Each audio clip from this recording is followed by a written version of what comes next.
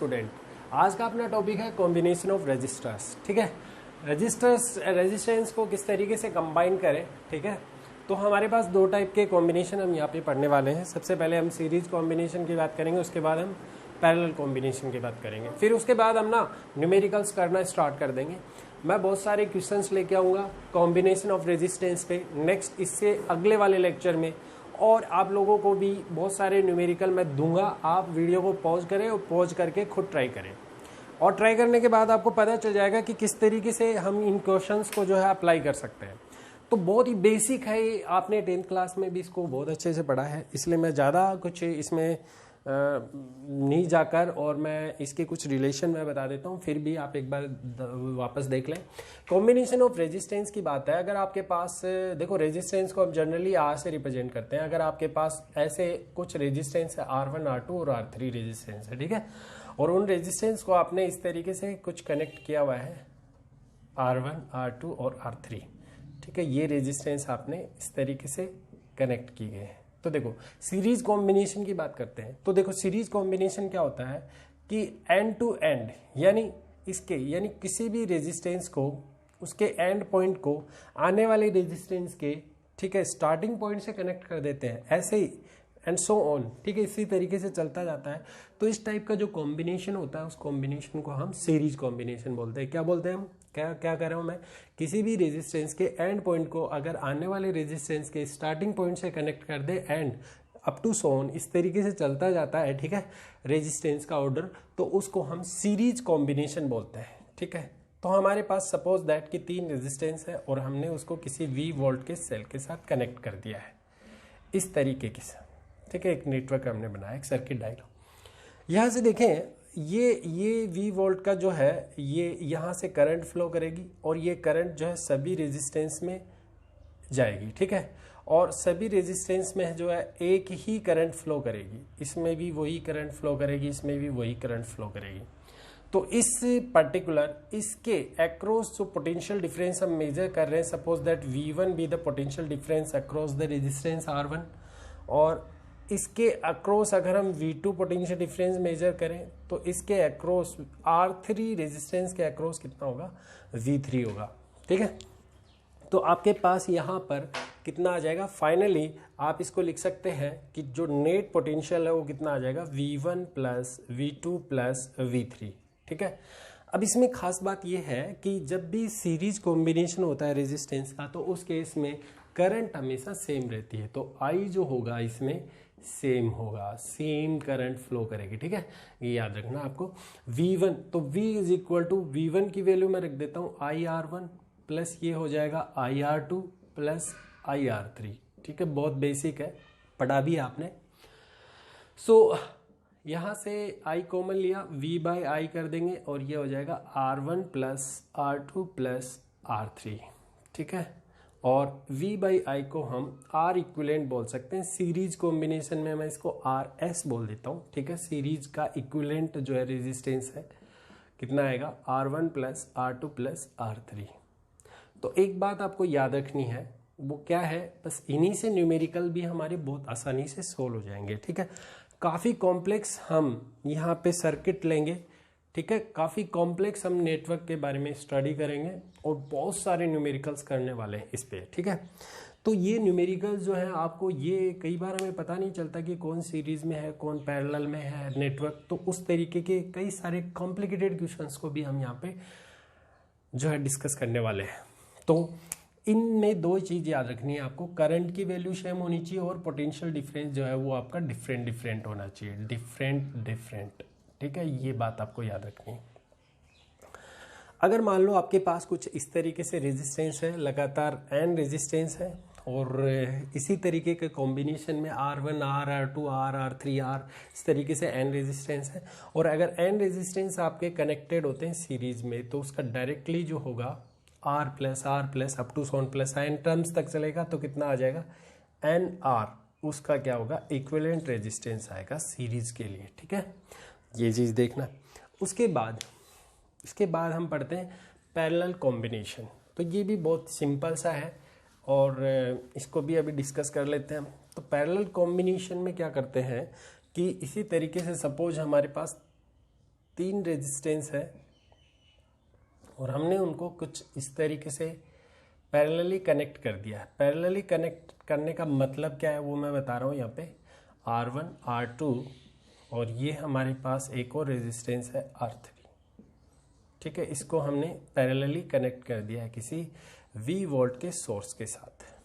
V volt का कोई source है, उसके साथ इस तरीके से पैरेलली कनेक्ट कर दिया है। पैरेलली कनेक्ट करोगे तो यहाँ से जो करंट फ्लो होगी, ये जो करंट फ्लो करेंगे I करंट होगी, ये करंट आगे चल के 3 पार्ट में डिवाइड हो चुकी है। यहाँ जो करंट जाएगी I1, यहाँ I2 करंट और यहाँ पे I3 करंट जो है वो फ्लो करेगी। लेकिन जब आपका ये कोई 2 पॉइंट ले लेता हूँ मैं A और B, तो पहले तो पैरेलल कॉम्बिनेशन की डेफिनेशन क्या बनाएंगे कि अगर हमारे पास बहुत सारे रेजिस्टेंस है तो उनका स्टार्टिंग पॉइंट अगर किसी एक कॉमन पॉइंट से कनेक्ट हो और उनका जो एंड पॉइंट है, ठीक है, एंड पॉइंट, ये वाला एंड पॉइंट, ये वाला एंड पॉइंट, ये वाला एंड पॉइंट, तो एंड पॉइंट किसी दूसरे कॉमन पॉइंट से कनेक्ट हो एंड इस तरीके से ये चलता रहे, ठीक है। तो ऐसे कॉम्बिनेशंस को हम पैरेलल कॉम्बिनेशन बोलते हैं। यहाँ से यहाँ तक का पोटेंशियल ड्रॉप, यानी इस पॉइंट A से लेकर B तक का पोटेंशियल ड्रॉप यहाँ पर कितना होगा, पोटेंशियल ड्रॉप V ही होगा। तो इस केस में हम बोलेंगे कि A से B तक का पोटेंशियल ड्रॉप अगर V है तो इस वाले रेजिस्टेंस के अक्रॉस पोटेंशियल ड्रॉप भी V रहेगा, इस वाले के अक्रॉस भी V रहेगा और इस वाले के अक्रॉस भी V ही पोटेंशियल ड्रॉप होगा। तो यहाँ जो समझने वाली बात है उसके जस्ट अपोजिट कि यहाँ करंट की वैल्यू जो है, करंट जो है ऐसी सिचुएशन में डिफरेंट होती है और पोटेंशियल जो है across each of the resistance will be same, ठीक है, सेम होगा, ठीक है। और अगर हम इसको थोड़ा डिराइव कर लें तो डिराइव करेंगे तो हम इसको कैसे लिखेंगे, देखो यहाँ पे जो नेट करंट है, जो नेट करंट आपके पास जो फ्लो कर रही है, नेट करंट कितनी है आपके पास, I करंट है। तो I करंट जो है 3 पार्ट में डिवाइड होगी, I1 plus I2 plus I3। पहले वाले के केस में अगर हम बात करें तो potential according to Ohm's law हम बोल सकते हैं पोटेंशियल डिफरेंस V होगा तो V/R1, दूसरे वाले में V/R2, तीसरे वाले में V/R3 होगा। फाइनली इसको मैं ऐसा लिख सकता हूँ I/V is equal to 1/R1 plus 1/R2 plus 1/R3। आपने इसको 10th क्लास में स्टडी कर लिया था। I/V को हम लिख सकते हैं 1/RP और वो हो जाएगा 1/R1 plus 1/R2 plus 1/R3, ठीक है। तो ये हमारे पास इक्विवेलेंट रेजिस्टेंस आ जाएगा पैरेलल कॉम्बिनेशन के केस में।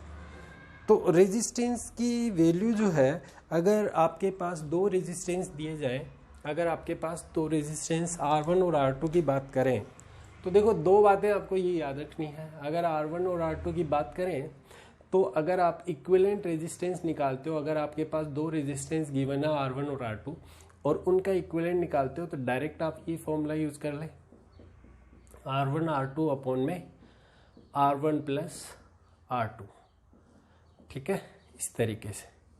अब यहाँ पे कई बार आपसे सिचुएशन में करंट पूछी जाती है, तो देखो करंट कैसे निकालेंगे, करंट I1 निकालनी हो, I2 निकालनी हो, तो अगर मान लो मैं एक सिचुएशन लेता हूँ, मैं 2 रेजिस्टेंस की बात करता हूँ, मान लो कि कुछ इस तरीके का नेटवर्क आपको गिवन है, कई सारे क्वेश्चंस आते हैं उनमें डायरेक्टली आप ये चिपका सकते हो।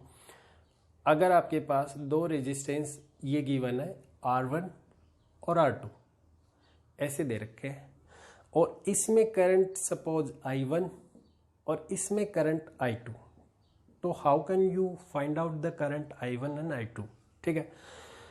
तो करंट I1 की बात अगर हम करें तो मुझे ये मालूम है कि भाई टोटल करंट कितनी है I, ठीक है, टोटल करंट I है जो कितने पार्ट्स में डिवाइड हो रही है, 2 पार्ट में। तो रेजिस्टेंस जो है, बेसिकली जो रेजिस्टेंस है वो किस रेशियो में डिवाइड हो रहा है, वो 1/R1 रेशियो 1/R2 रेशियो में करंट को डिवाइड करना है। यानी R1 के केस में हमारे पास करंट I1 जाएगी और उस I1 को हम किस तरीके से लिख सकते हैं, इसको हम लिखेंगे कैसे, ऐसे लिखेंगे जैसे कि आपको कई क्वेश्चंस आपने 9th क्लास में पढ़े हैं कि भाई अगर किसी ए और बी के पास टोटल इतने रुपये हैं और उनको अपन किसी रेशियो में डिवाइड कर देते हैं, तो किसी एक पर्टिकुलर, ठीक है, बंदे के पास अगर हमें अमाउंट चेक करना है तो हम क्या करते हैं कि भी उसका जितना भी है, ठीक है, उसके रेशियो का अपॉन टोटल जो रेशियो है इनटू टोटल रुपीज़ जितने भी हैं। उसी तरीके से मैं इसको एक शॉर्टकट मेथड से समझा देता हूँ कैसे करंट निकालते हैं। तो मैं इसको थोड़ा मिटा देता हूँ। यहाँ पे देखें आप, अगर सपोज ऐसा है आपके पास, मान लो कि कुछ इस तरीके से दे रखा है कि यहाँ पे जो रेजिस्टेंस है वो आपका डिवाइड हो रहा है 1/1 रेशियो R1 रेशियो 1/R2, ठीक है। और हमारे पास टोटल अमाउंट कितना है, करंट का I है, और हमें निकालना क्या है, मतलब इस वाले को कितना पार्ट मिलेगा, यानी इस वाले को R1 को I1 करंट मिल रही है। तो कैसे निकालते हो भाई, रेशियो में कैसे निकालते हो, 1/R1, यानी उसका, अगर इसका हिस्सा निकालते हो तो कैसे निकालोगे, 1/R1 प्लस यह आ जाएगा 1/R2 और इनटू टोटल अमाउंट कितना है, टोटल अमाउंट आपका I है, ठीक है। जब आप इसे सोल्व करके देखेंगे तो आपके पास ये वैल्यू कुछ इस तरीके से आ जाएगी, R2 divided by R1 plus R2 into total current I, ये हमारे पास I1 आ गया। बहुत इंपॉर्टेंट फॉर्मूला है, डायरेक्ट आप इसको यूज़ कर सकते हैं अगर आपके पास कुछ इस टाइप की सिचुएशन में करंट पूछे जाए। अगर आपको I2 निकालना है तो I2 भी बहुत सिंपल है, यहाँ से निकालना, बस इसको उल्टा कर दो, इसका मतलब यहाँ पे कितना आ जाएगा, R1 प्लस R2 और इनटू ये करंट होगी आपकी I, इस तरीके से। तो I1 और I2 करंट आप ऐसे निकाल सकते हो। और आप कोशिश ये करें कि जो नेटवर्क होता है, अगर उसमें कोई नेटवर्क बड़ा नेटवर्क है, कॉम्प्लेक्स नेटवर्क है, तो आप उसको 2 रेजिस्टेंस में कन्वर्ट कर लें, ठीक है। अगर वो पैरेलल कॉम्बिनेशन के रेजिस्टेंस में कन्वर्ट हो जाता है तो I1 और I2 को इस तरीके से इस फॉर्मूले को अप्लाई करके डायरेक्टली हम यूज़ कर सकते हैं।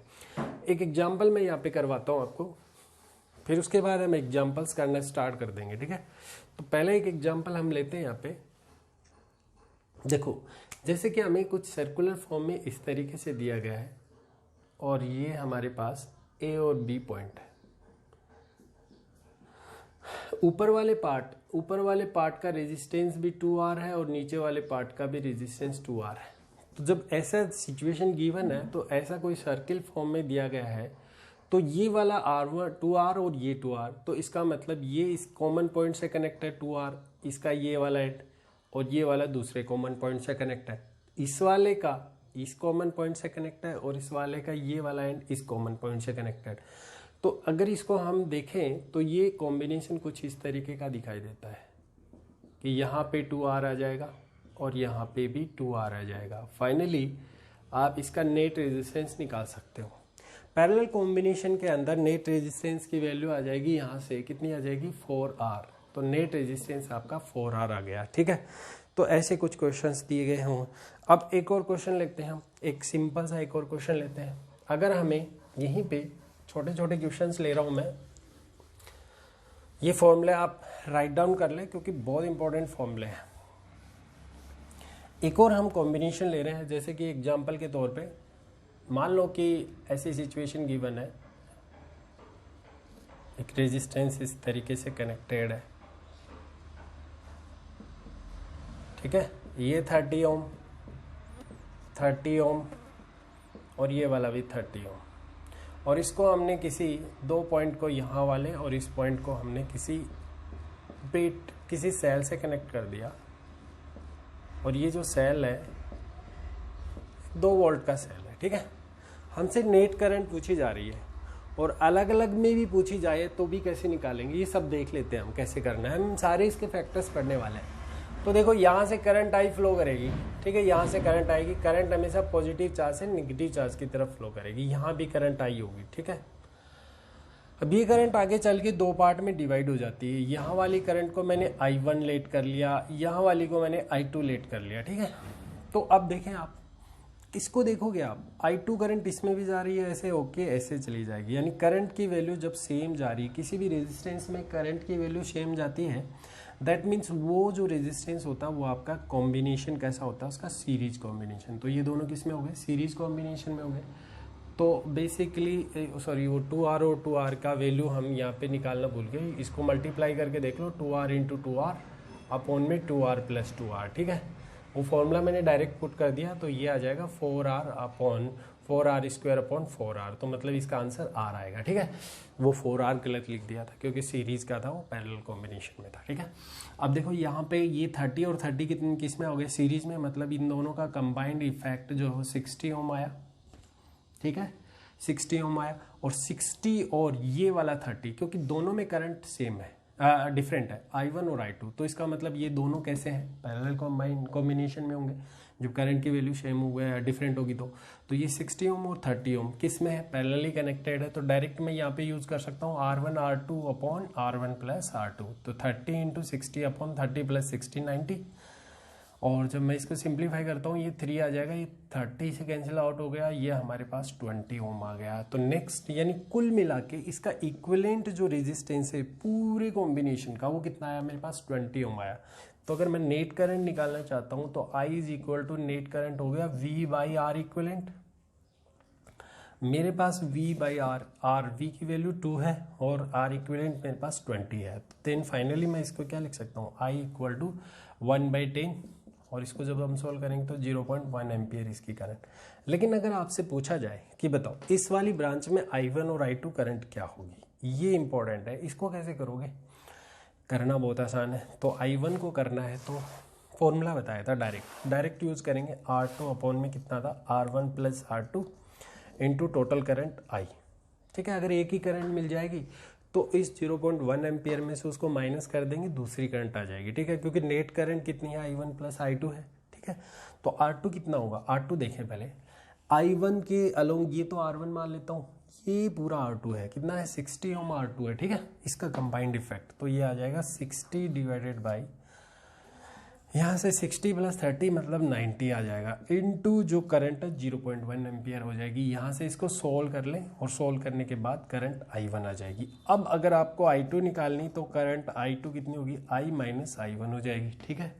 यानी जो नेट करंट है उसमें अगर I1 कम कर दोगे तो बची तो यही ना, I2 करंट यहाँ से आ जाएगी। तो इस टाइप के क्वेश्चंस आपसे पूछे जाते हैं, तो जनरली डायरेक्ट हम उन फॉर्मूले को यूज़ करके कि लगा सकते हैं और कर भी सकते हैं। तो बहुत ही सिंपल से ये क्वेश्चंस हैं जो इसके रिगार्डिंग आपको बताए गए हैं। नाउ नेक्स्ट एक और प्रॉब्लम करते हैं, हम इसके बारे में डिस्कस करेंगे, एक और प्रॉब्लम लेते हैं इसी पर बेस्ड, ठीक है। नेक्स्ट एक और प्रॉब्लम करते हैं, बहुत सिंपल है, कॉम्पिटिटिव एग्जाम्स में भी आ चुकी है, और देखना कितने आसानी से हम उसको सोल्व कर लेंगे।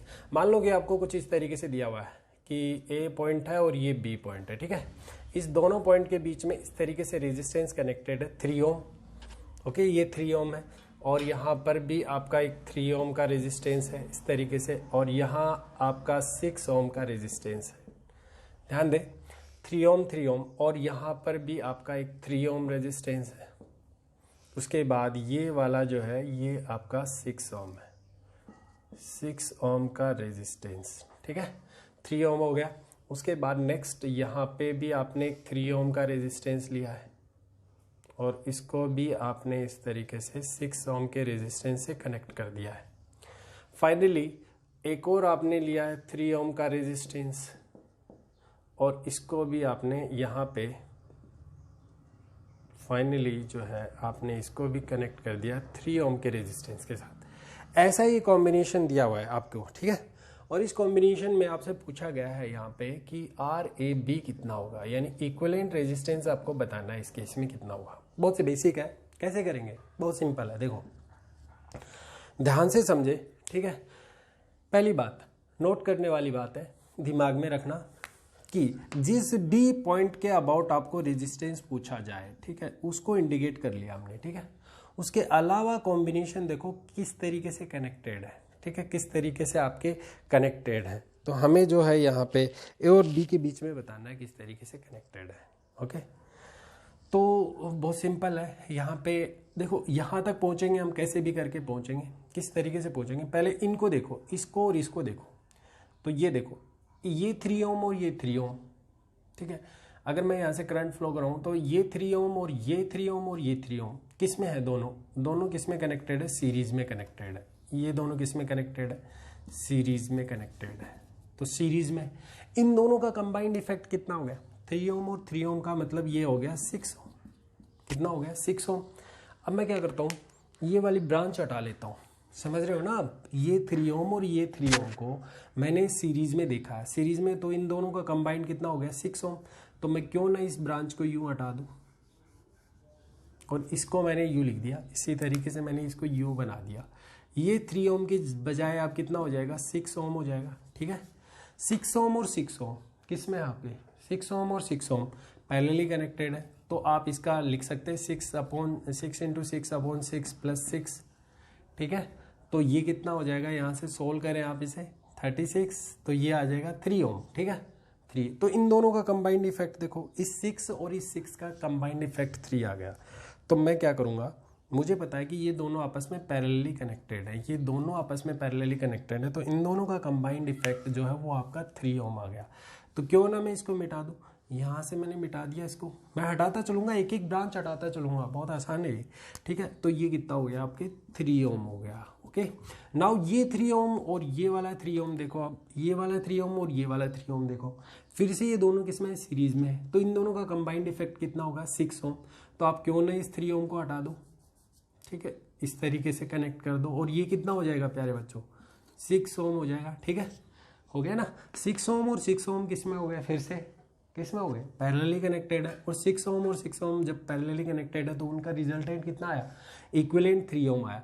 तो इस ब्रांच को ही हटा दो, इस पूरी ब्रांच को हटा दो आप। इस पूरी ब्रांच को मैंने हटा दिया, इस तरीके से मैंने पूरी ब्रांच को हटा दिया।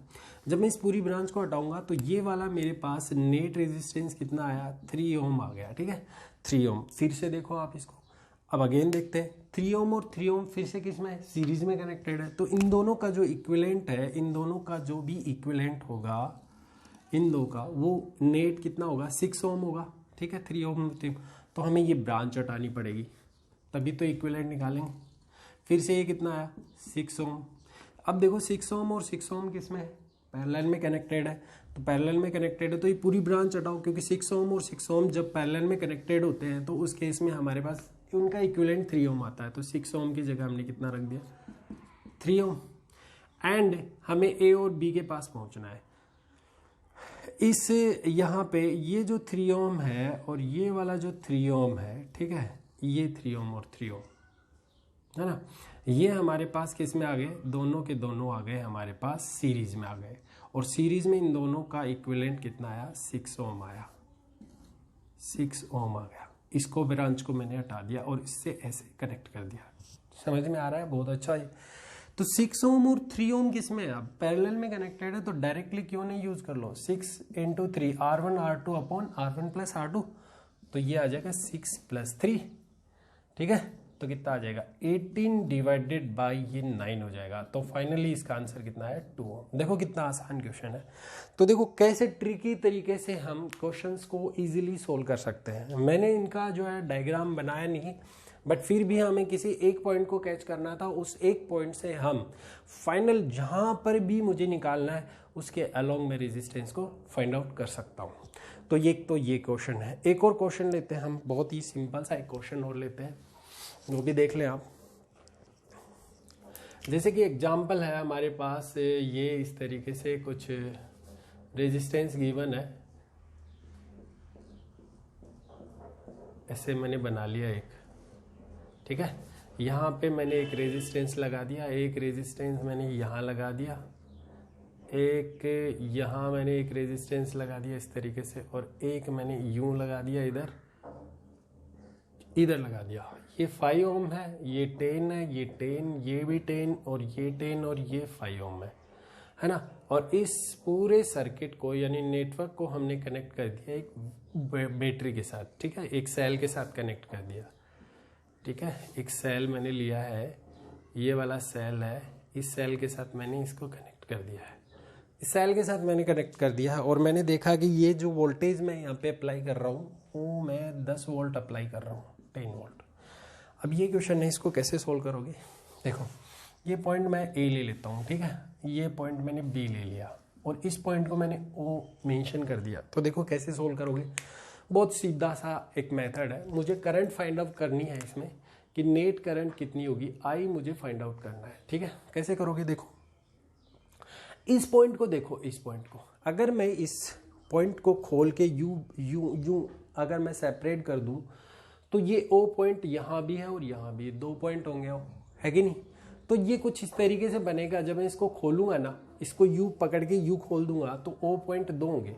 अगर इस पॉइंट को थोड़ा ऊपर ले लूँ मैं तो एक ओ पॉइंट इस तरीके से यहाँ आ जाएगा, एक पॉइंट आपका ओ इस तरीके से यहाँ आ जाएगा, ठीक है ना। ओ पॉइंट यहाँ आ गया, ठीक है। अब देखो आपको बहुत आसानी से ही पता चल जाएगा। अब यहाँ से करंट जाएगी, ठीक है। इस करंट को यहाँ से हम 2 पार्ट में डिवाइड करेंगे। ये करंट यहाँ से फ्लो करेगी, एक तो इस पार्ट में जाएगी और एक इस पार्ट में जाएगी। अब फर्दर ये जो करंट है ये भी 2 पार्ट में डिवाइड होगी, एक इस पार्ट में डिवाइड होगी, एक इस पार्ट में डिवाइड। लेकिन इस वाली करंट को देखो आप, जब ये करंट ऐसे फ्लो करेगी तो ये इस वाली करंट ऐसे फ्लो करेगी, तो इन दोनों के अंदर करंट की वैल्यू क्या है? सेम है क्या? बिल्कुल, इन दोनों रेजिस्टेंस के अंदर करंट की वैल्यू क्या है? सेम है। सिमिलरली यहाँ वाली करंट भी 2 पार्ट में डिवाइड करेगी इस तरीके से। तो इस वाली ब्रांच के अंदर जो मैंने डॉटेड लाइन बनाई हुई है इस तरीके से, देखो आप, उनमें भी करंट की वैल्यू सेम जा रही है क्या? बिल्कुल सेम जा रही है। तो इसका मतलब अगर करंट की वैल्यू सेम जाती है तो हम कह सकते हैं कि ये किस में कनेक्टेड है? आपके सीरीज में कनेक्टेड है। तो ये वाला भी किस में कनेक्ट है? सीरीज में कनेक्टेड है, जहां भी करंट की वैल्यू सेम है। तो 10 और 10 कितने हो गए? 20 हो गए, ठीक है। ये हमारा इनका इक्विवेलेंट आ जाएगा 20। तो इनका इक्विवेलेंट हम एक बना देंगे ओ पॉइंट से, ये आ जाएगा 20। इसका इक्विवेलेंट कितना आया? यहाँ से 20 ओम आया। मैं डायरेक्ट कर रहा हूँ सोल्व। इसका भी कितना आएगा? 20 ओम आएगा, है कि नहीं। फाइनली जब मैं सर्किट को रिड्यूस करूंगा तो ये 5 और 20, ये 5 और 20। तो मुझे क्या करना है? नेट करंट इसमें से फाइंड आउट करनी है। तो आप देखें वहाँ पे, एक बार देखें आप, देखने के बाद आपको पता चल जाएगा कि 20 आपके पास यहाँ पे आ गए हैं। और नेट रेजिस्टेंस जब आप यहाँ से निकालोगे तो कितना आ जाएगा? तो बहुत बेसिक है ये। यहाँ पे ये 20 आ गया, ये इसका रेजिस्टेंस 20 आ जाएगा। तो मैं इसको सर्किट को कुछ एलिमिनेट कर देता हूँ। सर्किट कुछ इस तरीके से आ जाएगा, ये वाला 20, ये 20, ठीक है। तो 20 और ये 5 और ये 5, तो मतलब हमारे पास दोनों का पॉइंट का ये 10 + 10 20, ये 20, तो 20। तो यहाँ से अगर हम देखें तो देखो बहुत बेसिक है ये। ये हमारे पास ये कितना आया? 10 और 10, ये मतलब हो गया 20, ठीक है। तो मैं इसको लिख देता हूँ 20। तो इन 10 और 10 का मैंने कंबाइंड देखा था, कितना है? 20 ओम। इसका भी कितना है? 20 ओम। दोनों किस में कनेक्टेड है? पैरेलल में कनेक्टेड है।